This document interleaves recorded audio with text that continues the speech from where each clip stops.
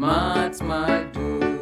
We are the children, the children of God. Come, come, come. We change our world. We have what it takes to do it smart and make it smart. Welcome to our Smart Do. Welcome our classmates for today's array lesson. I hope you are doing fine. Now, here we are once more in this topic of family, love, and marriage. Now today, we're going to look at a very important part of this topic, that is obstacles to a happy marriage. Now, early on, during our other lessons, we talked about factors to consider when looking for a married partner. Yes, and also looked at Christian marriage and what goes on. And now here we are once more in now having got married. Now it is time to stay together. Which are the obstacles that will prevent a happy marriage? Now, when you talk about an obstacle, this refers to something that will become on your way, something that will come your way and prevent you from achieving or reaching where you are going. For example, you may be walking along the roads, and then you find that there is a tree, big tree, that has fallen across the road. And maybe you are driving or you are riding a bicycle or even walking. So the tree will be an obstacle. It will prevent you from getting to the other side. So these obstacles that you're talking about will prevent you from getting to the side of a happy marriage or achieving a happy marriage. So, and there are very many of them, and we are going to mention some of them. Now, one of the obstacles to a happy marriage is what we call as unfaithfulness. Unfaithfulness. What we refer to as unfaithfulness.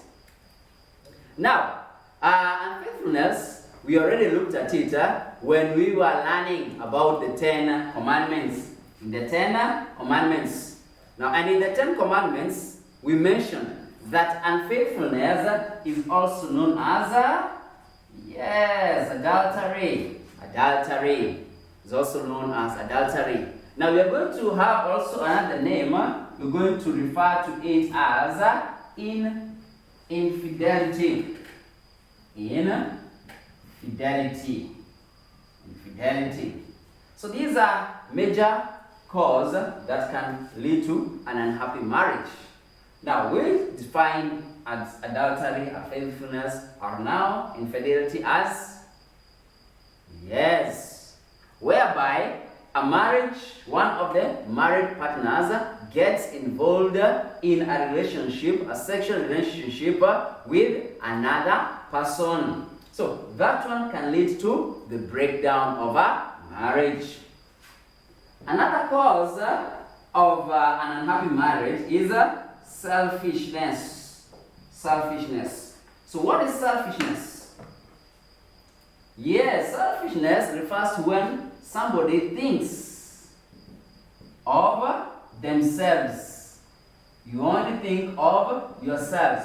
People think of themselves. They don't care about others. They don't care about other people, their feelings, their well-being, or what they want. So I'm just thinking about myself. And yet, in a marriage, we said it is made of two people who come together, and now they have to live in harmony. They have to care about each other's feelings and well-being.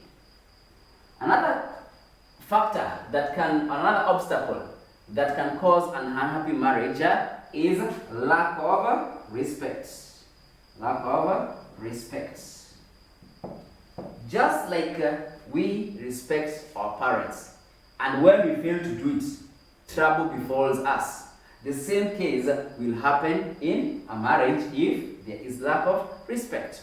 The two have to show respect for each other. And whenever there are disagreements, they must be solved. They must be solved between them. They must be solved properly. They must be solved in a civilized manner. So there should be respect for one another. Another obstacle to a happy marriage will be broken promises. Yes. Remember, we always say a promise is a debt and it must be paid. So if one makes a promise and they fail to fulfill it, and maybe it was affecting the life of the other person who is the partner, this one will bring or may lead to a strained relationship between the two. So therefore, we must learn to keep our promises. Another one is irresponsibility. Irresponsibility. In a marriage, each person has their roles and duties, which must be attended to in a manner that has been agreed upon by the two. So therefore, if one neglects their duties, for example, if it is you who pays the school fees, the rent, and buys food, and you fail to do that, that one now will bring straining in the marriage, whereby we shall feel that we are not now pulling together. No, if somebody is not taking their role seriously. So irresponsibility can also lead to a strained relationship. Other things or other obstacles that can lead to an unhappy marriage will be illnesses.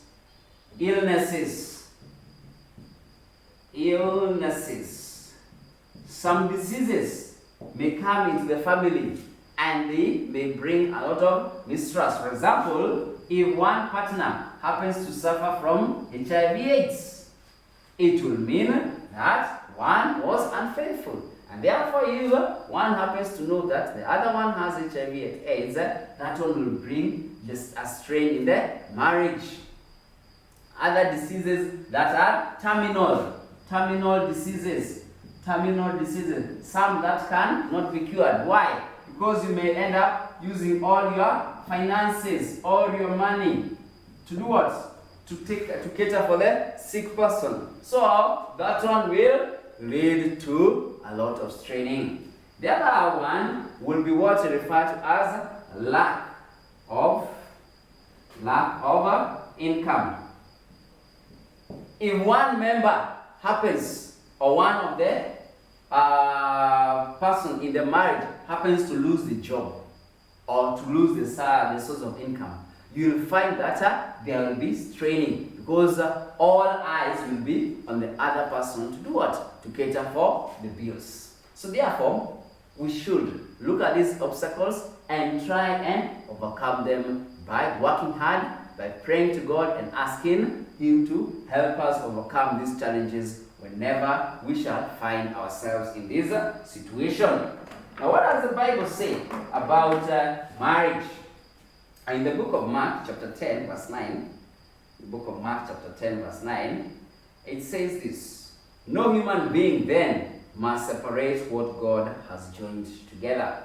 Now, when we are looking at the marriage, we looked at the importance of a Christian marriage, and we said that the importance of a Christian marriage, it is that it is started by God. So once God puts two together, there is none who has the authority to come and separate them. So therefore, whichever situation that you'll find yourself in, whichever trouble that you'll find yourself in, it is important that you call unto God, who will come and help you go through it and overcome it